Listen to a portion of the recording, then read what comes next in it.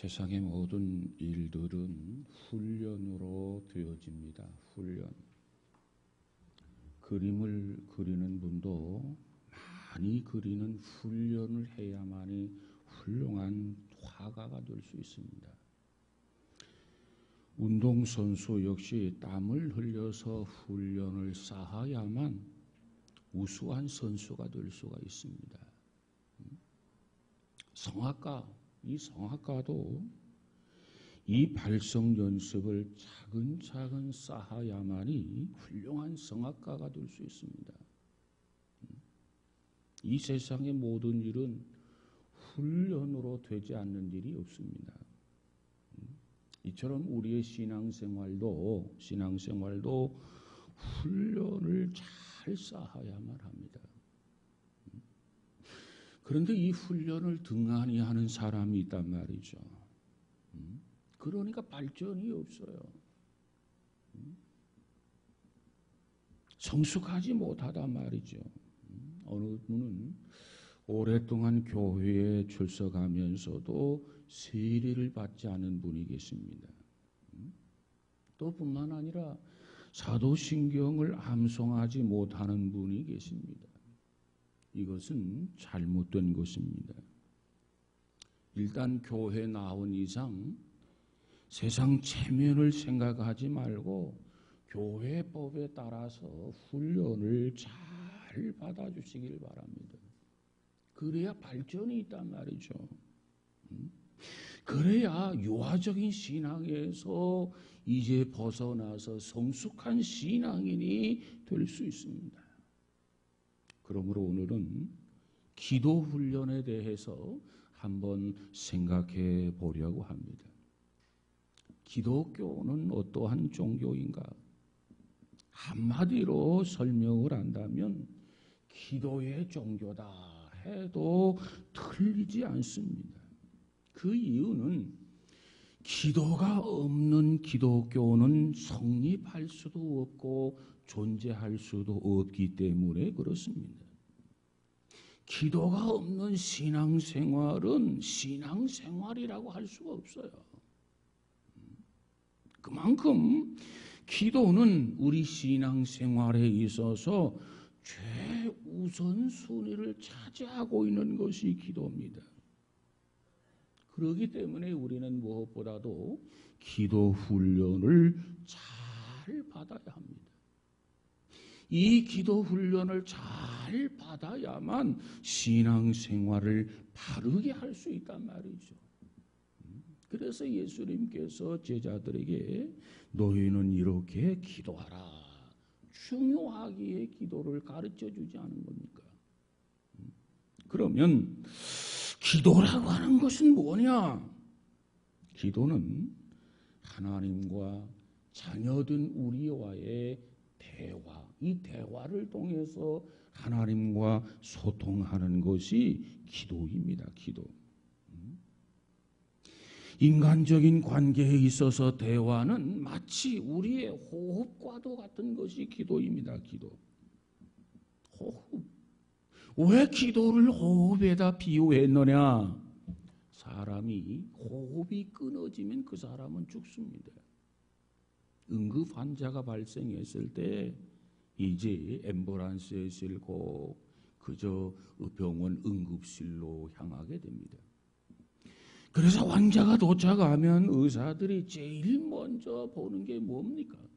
이 사람이 숨이 끊어졌는지 안 끊어졌는지, 지금 심장이 뛰고 있는지 뛰고 있지 않는지, 동공이 열렸는지 아직 열리지 않았는지 이것을 확인하면서 그 사람에 대해서 호흡이 끊어지게 되면 사망 선고를 하는 것이 의사가 아닙니까?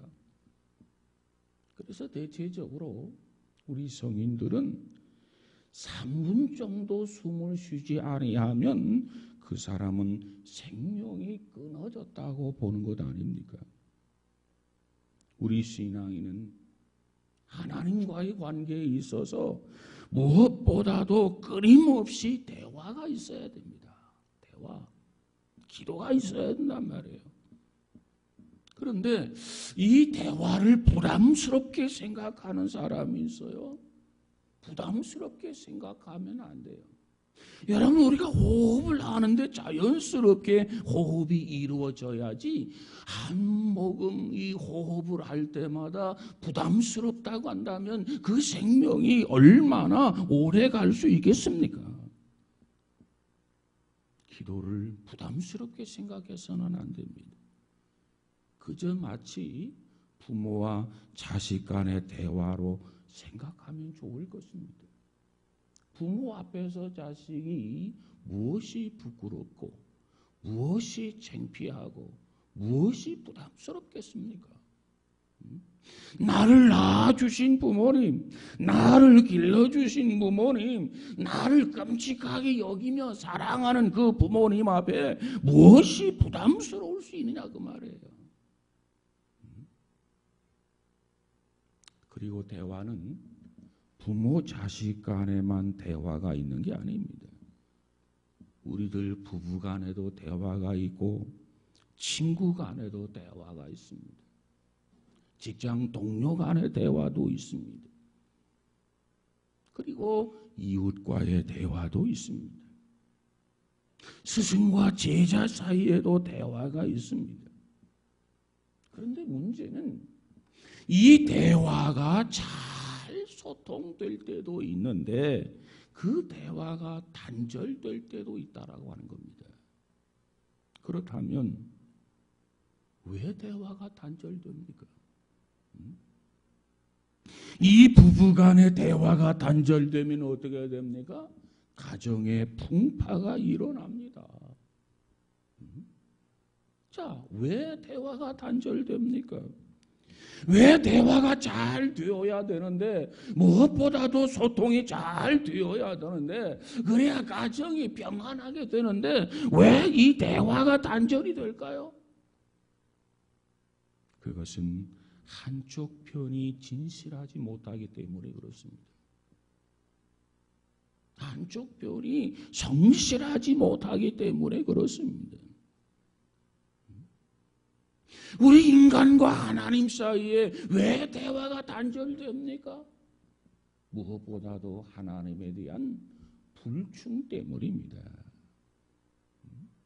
하나님에 대해서 성실해야 되는데, 하나님에 대해서 진실해야 되는데, 하나님에 대해서 충성해야 되는데, 하나님에 대해서 헌신해야 되는데 그러기 못하기 때문에 대화가 단절되는 것입니다. 특별히 하나님이 원치 않는 것, 죄악 때문에 하나님과 대화가 단절된단 말이죠. 뿐만 아니라 내가 연약하기 때문에 하나님과의 대화가 단절됩니다. 이 대화라고 하는 것은 진실을 바탕으로 해서 이루어져야 돼요.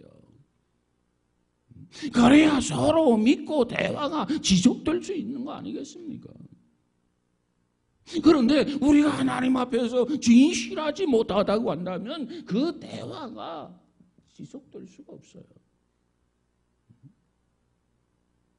우리가 하나님의 말씀을 거스린다고 한다면, 우리가 하나님의 말씀에 대해서 게을리한다고 한다면, 우리가 하나님의 말씀에 대해서 충성하지 못한다고 한다면 그 대화가 원활하게 이루어질 수가 없단 말이에요. 그러나 중요한 사항은요, 우리는 연약하고 나약하기 때문에 나도 모르게 하나님의 말씀을 거스릴 수가 있어요. 나도 모르게 말씀에 대해서 게을리할 수가 있어요. 그래도 우리 하나님은 자비의 하나님이십니다. 그럼에도 불구하고 우리 하나님은 사랑의 하나님이십니다. 그럼에도 불구하고 우리 하나님은 긍휼의 하나님이십니다.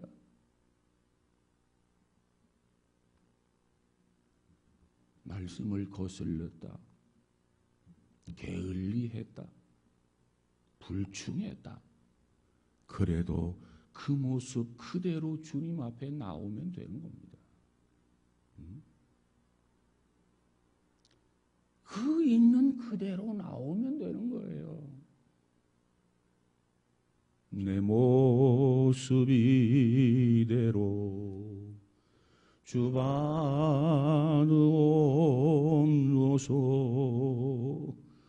날 위해 돌아가신 주 날 받으옵소서.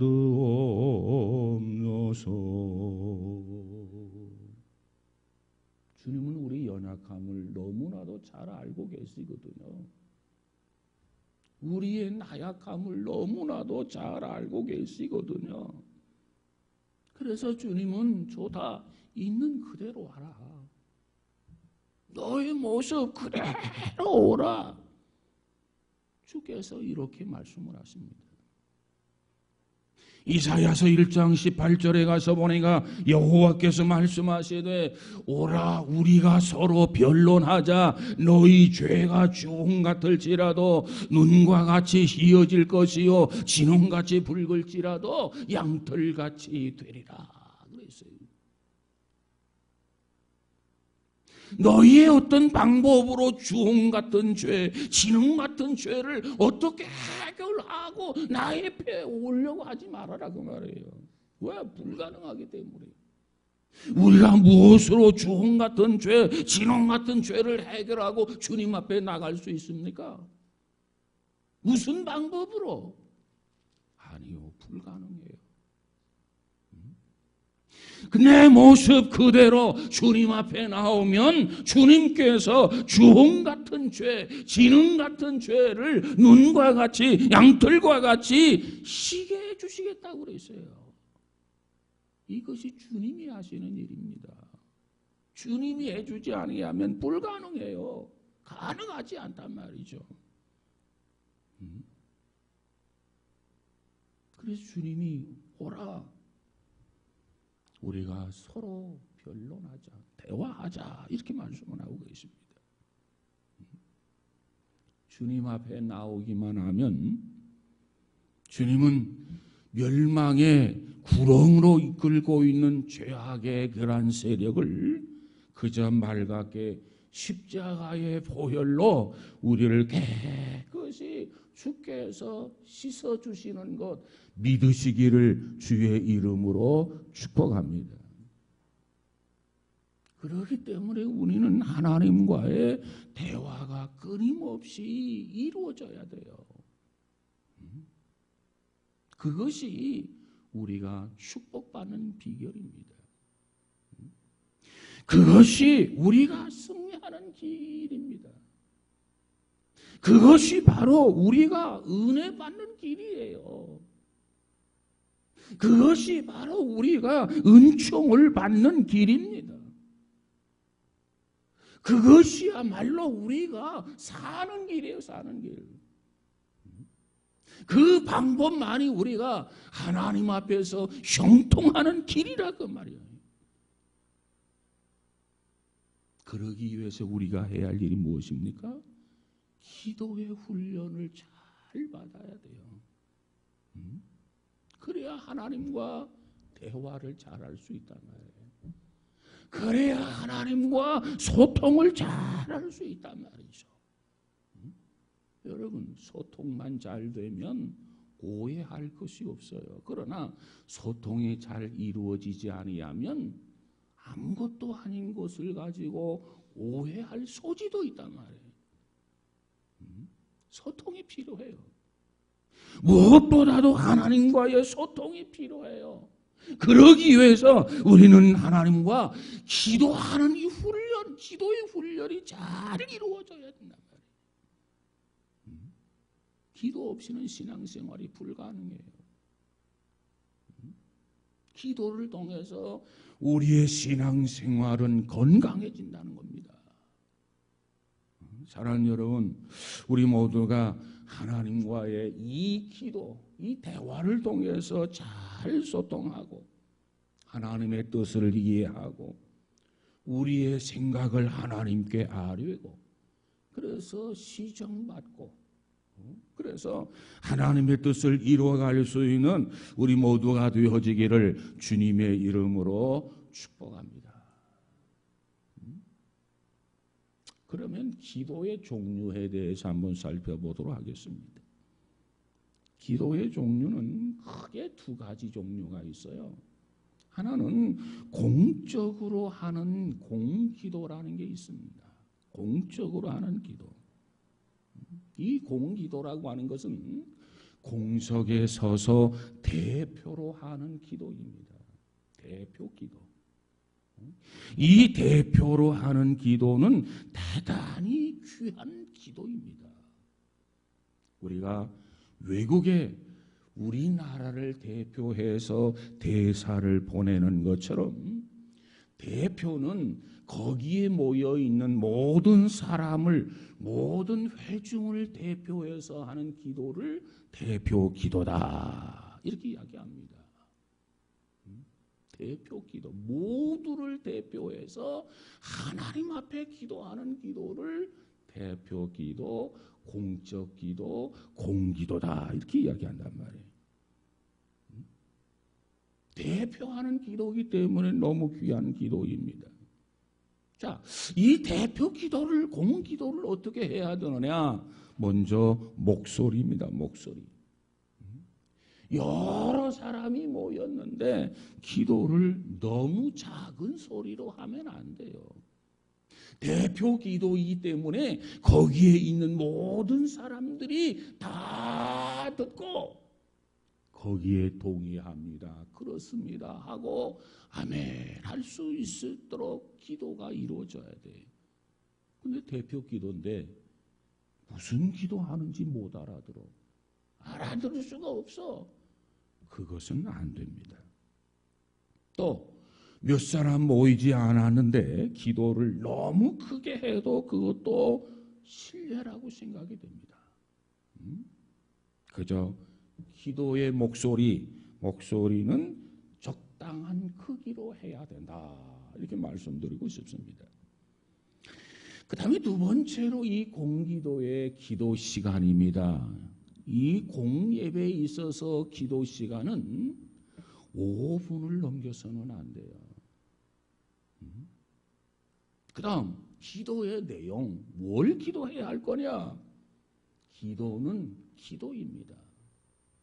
기도는 설교가 아니란 말이죠. 뿐만 아니라 다른 사람을 책망하는 기도를 해서도 안 돼요. 그리고 설교 전의 기도는 설교를 위해서 기도하면 되는 거예요. 하나님의 말씀을 받기 전에 우리 모두의 마음을 하나님 앞에 먼저 드리는 거예요. 이것이 설교 전의 기도입니다. 그렇기 때문에 이 공중 기도는 그저 기도문을 써서 하는 기도, 그래야 실수가 없을 것입니다. 우리나라 이 초대교회에서 일어난 그런 이야기, 무슨 이야기가 있어요. 뭐 지금은 그렇게 하는 사람이 거의 없습니다만은 한 번은 기도하는데 어느 분이 얼마나 오랫동안 길게 기도를 했던지 천지 만물을 창조하신 창세기로부터 시작을 해서 출애굽기, 민수기, 레위, 신명기를 거쳐가지고 이 신약을 거쳐서 요한계시록의 신천신지까지 기도 내용에 포함해서 기도를 했어요. 그리고 나서 아멘 하고 보니까 교인들이 다 가버리고 없더라는 겁니다.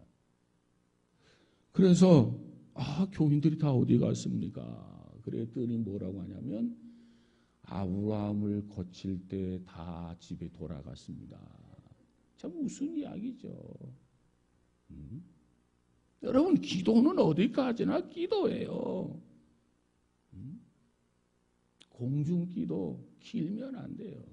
그저 간략하게 예배 전의 기도는 예배자를 위해서, 그래서 5분 이상 넘으면 안 돼. 그것이 예배의 균형을 맞추는 기도다, 이렇게 말씀드릴 수 있습니다. 그 다음에 예수님께서도 기도할 때 뭐라고 했느냐? 중언부언하지 말아라. 준비가 되지 아니하면 중언부언할 수밖에 없어요. 그렇기 때문에 준비를 잘해서 정말 필요한 것, 그저 하나님 앞에 꼭 기도할 것만 기도하는 그런 지혜가 필요하다 하는 것입니다. 그저 진실을 바탕으로 해서, 그저 존경하는 부모님께 자식이 하루의 생활을 거짓 없이 기도하는 것처럼 진실하게 이야기하듯이 기도를 하면 되는 거예요. 이것이 공기도입니다.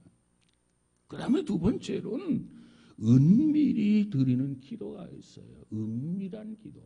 그저 하나님과 나 자신과 1대1의 기도를 말합니다. 개인적인 하나님과 만남의 기도다, 이렇게도 말씀을 들을 수 있습니다. 심야 기도를 한다든가, 가정에서의 골방 기도를 한다든가, 새벽 기도 시간에 기도를 한다든가, 잠자리에 들기 전에 기도를 한다든가, 그리고 아침에 일어나서 기도를 한다든가, 그저 식사를 놓고 하나님 앞에 감사 기도를 한다든가, 이런 것들이 곧 은밀한 기도입니다. 성경에 보면 예수님께서도 밤이 맞도록 기도를 했다고 그랬어요. 새벽 미명에 일찍이 일어나서 예수님도 기도하셨다고 했어요. 그래서 제자들에게 당부하기를, 얘들아, 너희들이 시험에 들지 아니하도록 깨어서 기도하라, 이렇게 말씀도 주셨어요. 특별히 베드로에게 주님이 말씀하셨어요.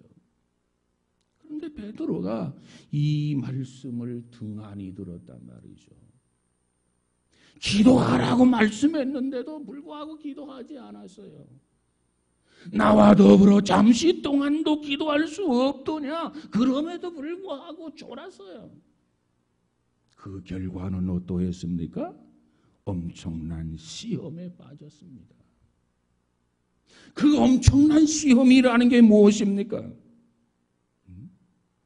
예수님의 수제자라고 말하는 베드로, 그가 예수님을 3번씩이나 부인하고 저주까지 했단 말이죠.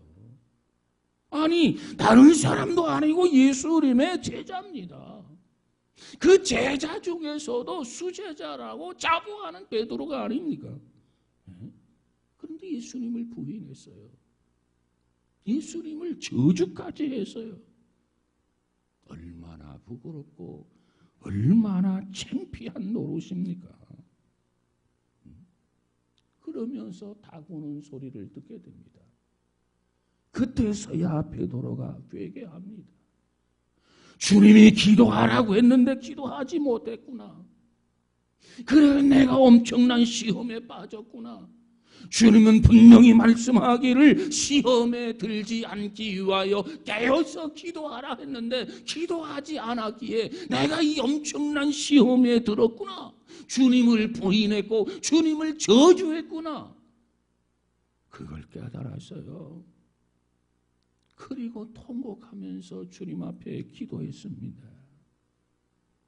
그리고 기도가 얼마나 중요한 것인가를 깨닫고 기도하는 생애를 살아가는 베드로가 되었단 말이죠. 이처럼 기도했던 베드로, 그가 성령을 충만히 받았습니다.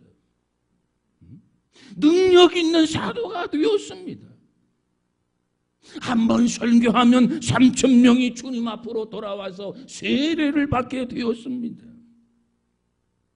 이 모든 것은 어디에서 왔느냐? 기도에서 왔어요. 우리는 하나님 앞에 은밀한 기도를 할 수 있어야 됩니다. 하나님과 은밀한 소통이 이루어져야 됩니다. 하나님이 나에게 요구하는 것이 무엇인가? 내가 하나님을 어떻게 기쁘게 해야 할 것인가? 내가 이 땅에 살아가면서 어떻게 살아가야 후회함이 없는 인생을 살아갈 것인가? 은밀한 기도를 통해서 깨달아야 된다 그 말이에요. 사랑하는 여러분, 우리 모두가 깨어서 기도할 수 있기를 주의 이름으로 축복합니다. 오늘 본문에 보면 사도 바울의 기도의 모습이 기록되어져 있습니다. 오늘 본문 14절에 보니까 이러므로 내가 하늘과 땅에 있는 각 족속에게 이름을 주신 아버지 앞에 무릎을 꿇고 비노니 그랬어요. 지금 바울은 어디에 있습니까? 감옥 안에 구속을 당해서 있었습니다.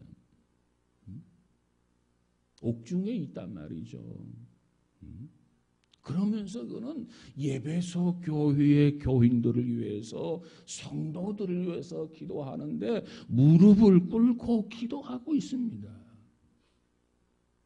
인간적으로 볼 때 지금 누가 누구를 위해서 기도해야 옳다고 생각을 하십니까? 감옥에 있는 사람이 밖에 있는 사람을 기도해야 됩니까? 밖에 있는 사람이 감옥에 있는 사람을 위해서 기도해야만 합니까? 인간적으로 보면 밖에 있는 사람이 감옥에 갇혀 있는 이 바울을 위해서 기도해야 할 것입니다. 그런데 지금 이 베드로는 감옥에 갇혀 있으면서도 예배소 교회 성도들을 위해서 무릎을 꿇고 기도하고 있다고 그랬어요. 바울은 쉬지 않고 이처럼 기도하고 있었습니다. 그는 어느 곳에 있든지 주님 앞에 기도했습니다. 그리고 우리에게 말하기를 우리에게도 쉬지 말고 기도하라 이렇게 말씀해 주고 있습니다. 늘 깨어서 기도해라. 늘 경성하여 기도하라 이렇게 말씀하고 있습니다. 여러분, 우리도 이처럼 깨어서 기도해야 합니다. 우리가 어떤 상황에 있든지 우리가 어떤 형편에 있든지 우리가 어떤 상태에 놓여 있든지 우리는 하나님 앞에 기도해야 돼요. 기도. 쉬면 안 돼요. 호흡이 끊어지면 죽어요. 기도가 끊어지면 죽는단 말이에요. 죽어요. 여러분, 오늘의 여러분 영적인 상태가 어떤지를 한번 살펴보세요. 공연히 짜증스럽고 공연히 불평이 나오고 공연히 원망이 나오고 뿐만 아니라 매사에 불통한 건 아닙니까? 그렇다고 한다면 나와 하나님과의 관계를 한번 점검해 봐야 돼요. 정말 하나님과 계속해서 대화가 잘 이루어지고 있는지, 하나님과 정말 소통이 잘 되고 있는지. 혹시 여러분 기도 쉬고 있지 않습니까? 되돌아봐야 된단 말이에요. 기도를 하루 쉬면 쉬는 것만큼 하나님에게서 멀어지는 것 잊어서는 안 됩니다. 그렇기 때문에 쉬지 말고 기도해라. 기도는 호흡이다. 멈춰서는 안 됩니다. 여러분, 우리가 기도할 때, 여러분 낮에는 호흡을 할 때 우리는 낮에는 호흡을 하고 저녁에는 호흡하지 않습니까? 아니에요. 낮이나 밤이나. 우리가 밥 먹을 때는 호흡 안 합니까? 밥 먹을 때도. 우리가 운동할 때 숨이 가쁘다. 이제 호흡하지 말아야지. 여러분 운동할 때 호흡 안 합니까? 운동할 때도 호흡해야 돼요. 병원에 누워서 치료를 받고 있어요. 야, 내가 병 중에 있고 내가 치료 중에 있으니까 호흡 좀 쉬어야 되겠다. 여러분 그렇습니까? 아니에요. 어떤 상황, 어떤 형편, 어떤 여건, 어떤 위치 어떠한 모습 속에 있든지 간에 우리는 호흡을 쉬면 안 돼요. 기도를 쉬면 안 된단 말이에요. 기도. 우리는 쉬지 말고 끊임없이 기도해야 합니다. 자, 그 다음에 누구에게 기도해야 되느냐? 기도의 대상자. 오늘 본문 14절에 가서 보니까 뭐라고 말합니까? 아버지 하나님께 무릎을 꿇고 비노니 그랬어요. 하나님께 기도를 드리는 겁니다. 자, 이 기도의 내용, 이 바울이 옥중에 갇혀서 정말 예배소 교인들을 위해서 정말 무릎을 꿇고 기도하고 있어요. 무엇을 위해서 기도합니까? 세 가지를 위해서 기도합니다. 먼저 16절에 보니까 이렇습니다. 그 영광의 풍성을 따라 그의 성령으로 말미암아 너희 속사람을 강건하게 하옵시며 그래서요. 우리의 속사람이 건강해야 합니다. 우리의 속사람이 강건해야 합니다. 여기서 속사람은 뭘 의미합니까? 영혼과 인격의 주체를 말합니다. 우리의 속사람이 강건해야 돼. 성령으로 거듭난 사람은 강건해야 된단 말이에요. 정말 우리가 믿음의 사람이 되었다면 무엇보다도 속사람이 강건해야 됩니다. 강건해야만 우리 육체적인 본능을 이길 수가 있어요. 우리 안에는 누구에게든지 타락한 인간의 본능이 자리 잡고 있어요. 기도하지 아니하면 그 본능이 살아납니다. 나도 모르게 끌려다닙니다. 나도 모르게 범죄의 소굴에 빠지게 됩니다. 기도하지 아니하면 육체의 본능을 이길 수가 없어요. 속사람이 강건해야만 이길 수 있단 말이에요. 속사람이 강건해야만이 우리는 죄악을 이길 수 있어요. 속사람이 강건해야만이 어둠의 권세를 이길 수 있어요. 속사람이 강건해야만이 우리는 마귀를 대적해서 승리할 수 있단 말이에요. 그러면 어떻게 속사람이 강건해질 수 있습니까? 성령으로 이루어지는 겁니다. 성령에 충만해야 우리가 속사람이 강건해지게 됩니다. 성령 충만. 이 성령 충만은 계속적인 충만을 의미하는 거예요. 물이 찰찰찰찰 넘치는 것이 바로 충만 아닙니까?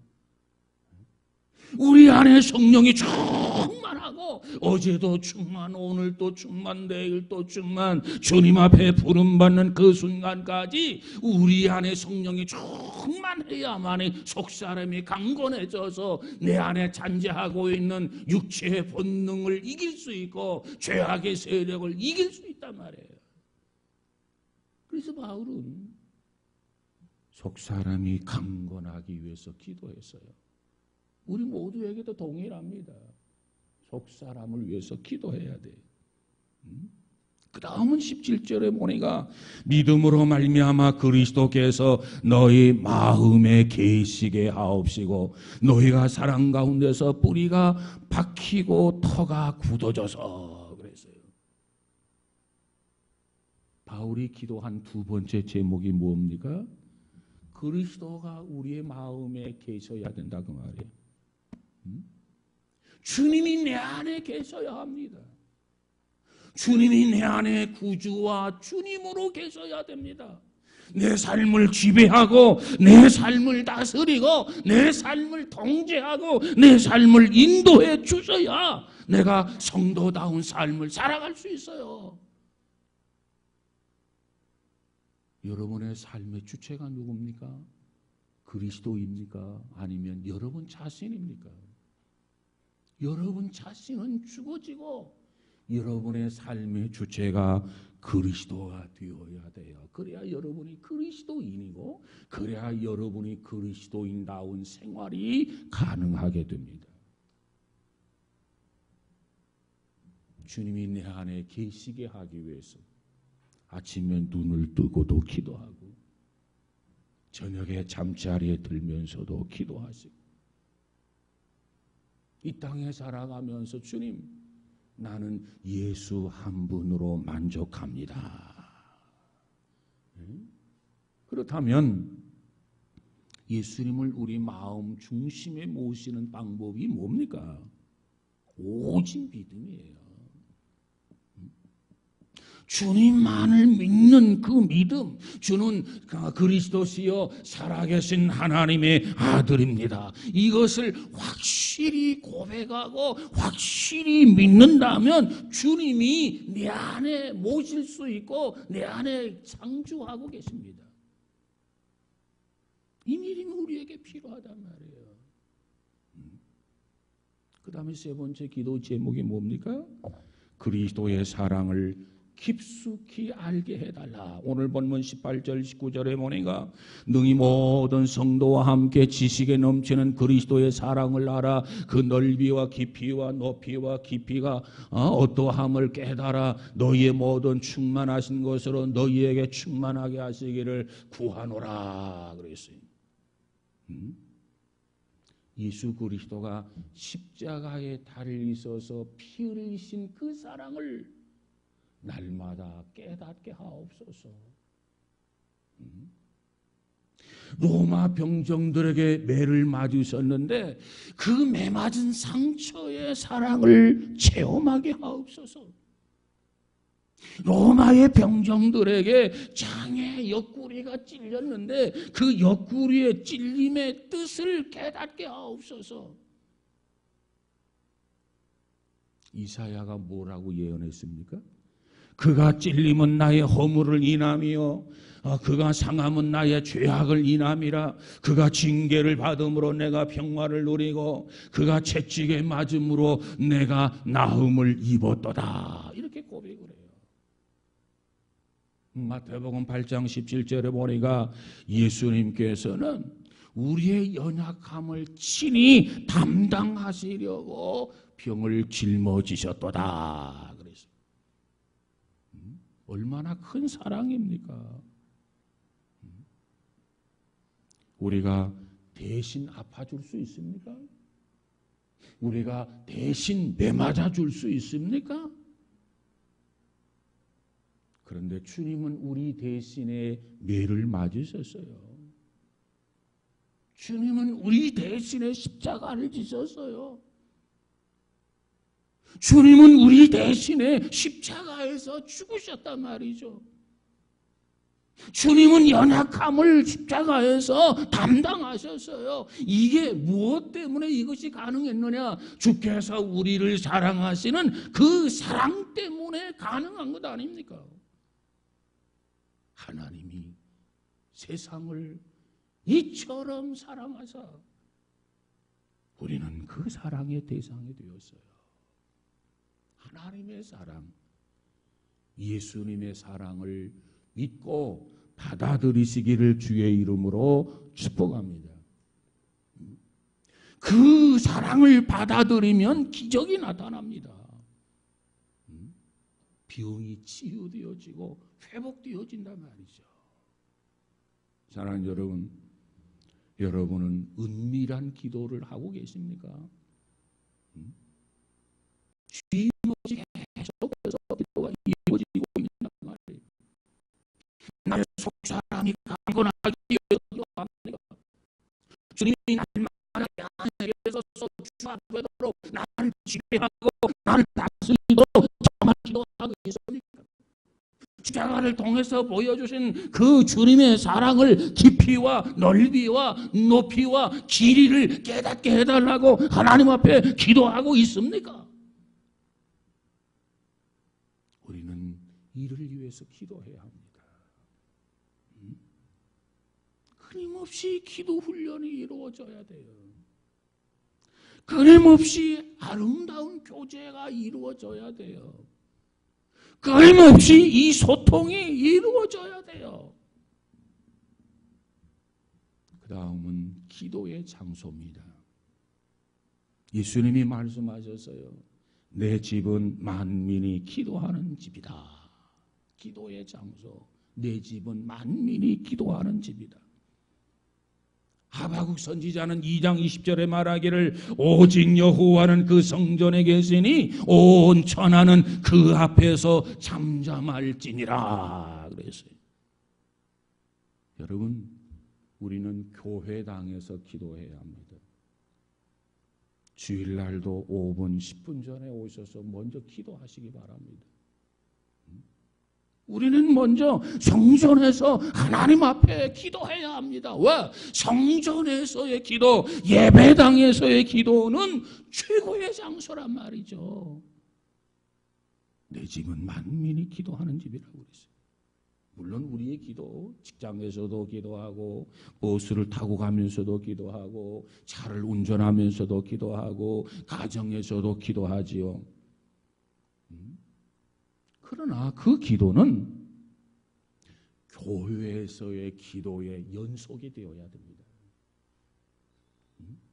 교회 와서 충분히 기도를 하고, 그리고 가면서 기도하고, 집에 가서 기도하고, 직장에서 기도하고, 이처럼 기도가 이루어져야 된다고 말이에요. 교회는 기도하는 최고의 장소가 교회다. 꼭 기억하시기 바랍니다. 여러분, 지금은 기도할 때입니다. 세계 정세를 보세요. 국내 정세를 보세요. 이 나라 경제를 보세요. 특별히 남북 문제를 보세요. 이 땅에 전쟁에 빵 터지면 다 망합니다. 재산 다 날아가요. 네? 희망이 없어요. 이와 같은데 우리가 해야 할 일이 무엇입니까? 정말 하나님을 믿는 저와 여러분이 해야 할 일이 무엇입니까? 오늘 성경은 말하기를 수없이 강조하기를 전쟁은 여호와의 손에 있다 이렇게 말씀하고 있지 않습니까? 우리는 무엇보다도 깨어서 기도할 때입니다. 무릎을 꿇고 기도할 때란 말이죠. 그런데 여러분은 하루 동안에 얼마만큼이나 하나님과 대화를 하고 계십니까? 아니, 쉬고 있는 건 아닙니까? 아니, 기도해야 한다고 하는 것 잊어버리고 사는 것은 아닙니까? 깨어나야 합니다. 지금은 자다가도 깰 때다. 지금은 쉬지 말고 기도해야 된다. 나와 함께 잠시라도 기도할 수 없더냐? 시험에 들지 않기 위해서 깨어서 기도해라. 여러분, 기도는 분명히 필요하다. 기도는 확실히 해야 된다. 기도는 멈춰서는 안 된다. 기도는 계속해서 이루어져야 된다. 이거 깨달으시고 깨어서 기도할 수 있기를 바랍니다.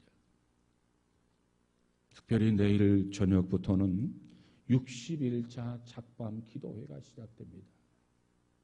여기에 우리 모두가 참여해서 하나님 앞에 정말 응답받고 정말 문제가 해결되고 장애물이 제거되고 축복받는 은혜, 그와 같은 은혜의 역사가 우리 모두에게 있어지기를 주의 이름으로 축원합니다. 우리 앞에 어떤 문제가 있느냐 없느냐 이게 중요한 게 아니에요. 내가 하나님 앞에 기도하고 있느냐, 기도를 쉬고 있느냐, 이것이 문제라. 이스라엘 민족 앞에 홍해가 문제가 되지를 않았어요. 이스라엘 민족 앞에 여러분 요단강이 문제가 되지 않았어요. 이스라엘 민족 앞에 여리고성이 문제가 되지 않았어요. 뭐가 문제가 되었습니까? 기도하지 않을 때 문제가 된 거예요. 여러분, 이번 작밤 60일차 기도회를 통해서 다시 한번 기도의 훈련을 받고 평생 동안 믿음의 승리자로 살아가는 우리 모두가 다 되어지기를 주의 이름으로 축복합니다. 기도하십시다. 거룩하신 하나님 감사합니다. 무엇보다도 경건의 훈련, 지난 주일에는 예배가 살아야 된다. 예배를 회복해야 된다. 특별히 가정 예배가 살아야 된다. 오늘은 기도의 훈련, 쉬지 말고 기도해야 된다. 영적으로 늘 소통해야 되고 하나님과 교제가 이루어져야 된다.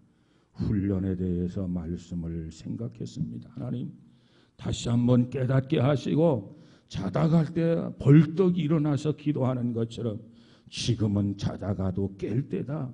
정말 기도할 때다. 쉬지 말고 기도해라. 시험에 들지 않기 위해서 깨어 있어라. 주님 음성을 듣고 기도할 수 있는, 기도의 훈련을 잘 받을 수 있는 믿음의 승리자 귀한 성도들이 되어지게 하여 주시옵소서. 예수님 이름으로 기도하옵나이다. 아멘.